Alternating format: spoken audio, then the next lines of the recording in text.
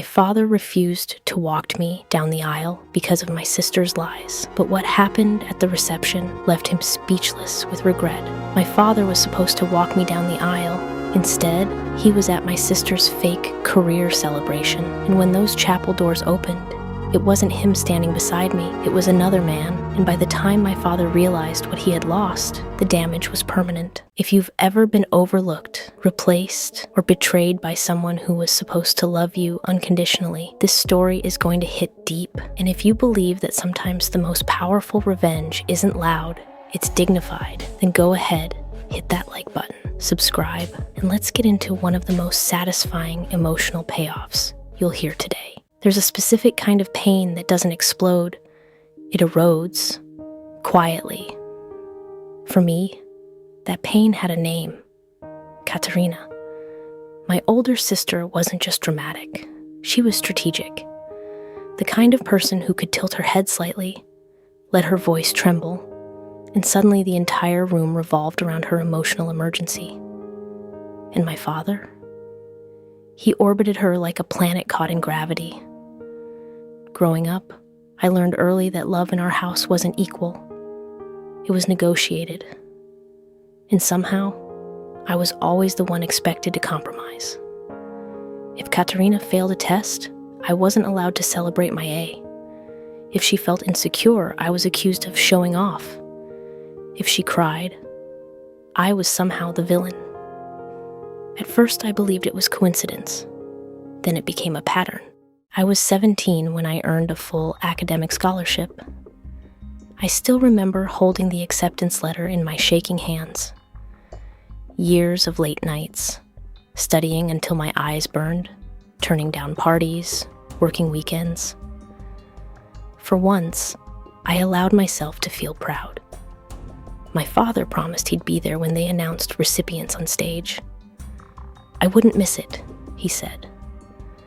I scanned the audience from behind the podium that day, heart pounding, row after row of families cheering, but his seat, empty.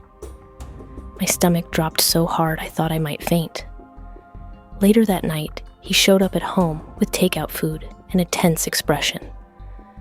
Katerina told me what you said to her, he began. I blinked. What? She said you mocked her, told her she'd never amount to anything. The words felt foreign in my ears. I never said that. She was hysterical, Cornelia. I had to stay with her. That was the first time I realized something terrifying. He didn't need proof. He needed a reason to choose her, and she was always happy to provide one. Fast forward 4 years. College graduation. Again, he promised to come to the celebratory dinner. Again, an emergency. This time, Katerina claimed I had intentionally scheduled dinner over her networking opportunity.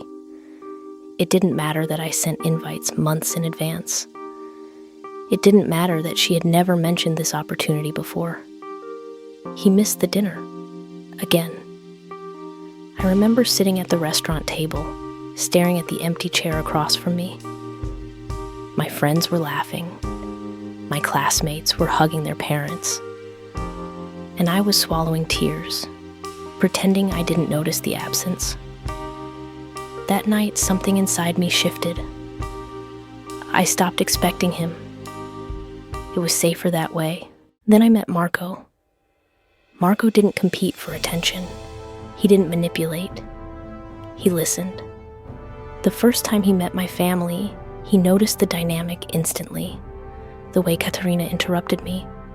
The way my father redirected conversations toward her struggles. But Marco's family? They were different. Loud Sunday dinners, inside jokes, genuine interest. His uncle Anton stood out to me immediately. Quiet, observant, the kind of man who didn't waste words. He watched everything, and I always felt seen around him. When Marco proposed, I said yes, without hesitation. And when I started planning the wedding, I told myself one dangerous thing. Maybe this time, my father will choose me. The call came 3 days before the ceremony. I was finalizing seating charts when my phone buzzed. My father's name flashed on the screen. His voice sounded conflicted.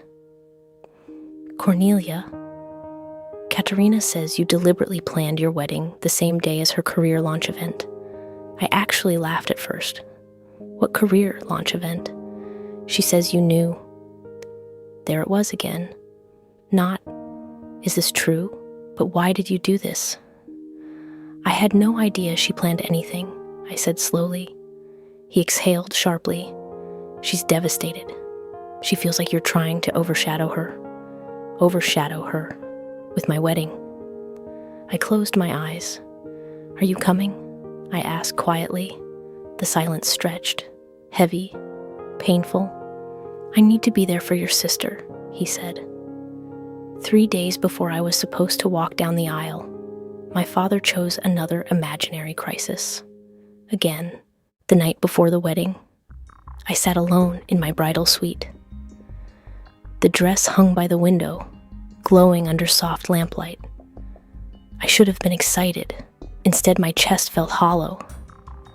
I imagined walking down the aisle alone, imagined guests whispering, imagined pretending I didn't care. Marco found me sitting on the floor, knees pulled to my chest.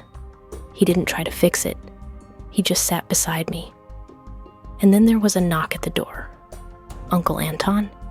He stepped inside carefully. "I heard," he said. I tried to smile. It failed. "My father won't be there." Anton was quiet for a moment. "My parents didn't attend my wedding," he said softly. I looked up surprised. They disapproved of my wife. Different culture, different expectations. He folded his hands. For years I thought I wasn't enough. His voice didn't crack, but I could feel the history behind it.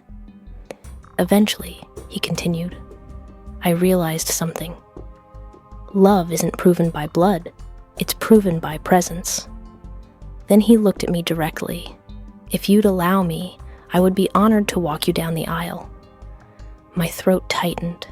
He wasn't offering out of pity. He was offering out of respect. And that was something I had rarely felt from my own father.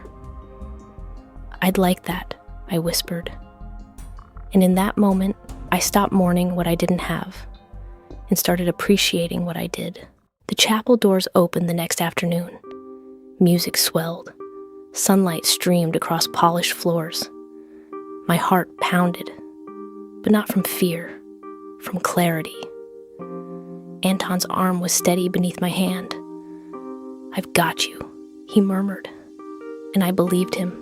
As we walked down the aisle, I didn't look for my father. I looked at Marco, waiting for me, choosing me. When we reached the altar, Anton squeezed my hand gently before placing it into Marco's. That simple gesture felt more meaningful than any biological obligation ever could. And in that moment, I wasn't abandoned. I was supported. The reception was halfway through dinner when the ballroom door suddenly opened. Conversations faltered. Forks paused midair. And there he was, my father, alone. He looked different, smaller somehow. His eyes scanned the room frantically until they landed on me. He walked over slowly. "There was no event," he said hoarsely. "The venue was closed. Katerina won't answer my calls." The truth had finally cornered him. I didn't raise my voice. I didn't cry. "I know," I said calmly. His expression shifted. Confusion, regret, realization colliding all at once. "I missed it," he whispered. "Yes," I replied gently. "You did." Across the room, Anton was laughing with Marco's mother. Guests were smiling. Music was playing. Life had moved forward, without him. Then the DJ announced the father-daughter dance. The room quieted. Every eye shifted toward us. I stood, walked to the microphone. "There was supposed to be a father-daughter dance tonight," I said softly.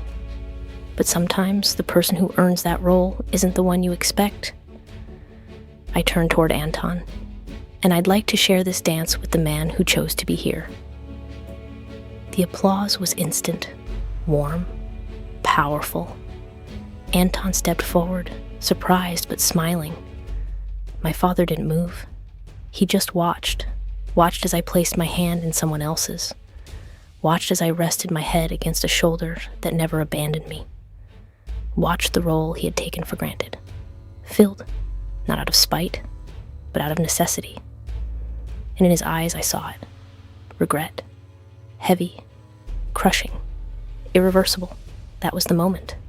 Not explosive revenge, not humiliation, just undeniable proof. I didn't need him to shine. For years I thought love meant enduring, competing, proving. But love doesn't require auditions. It doesn't pit siblings against each other. And it doesn't disappear when someone else demands attention.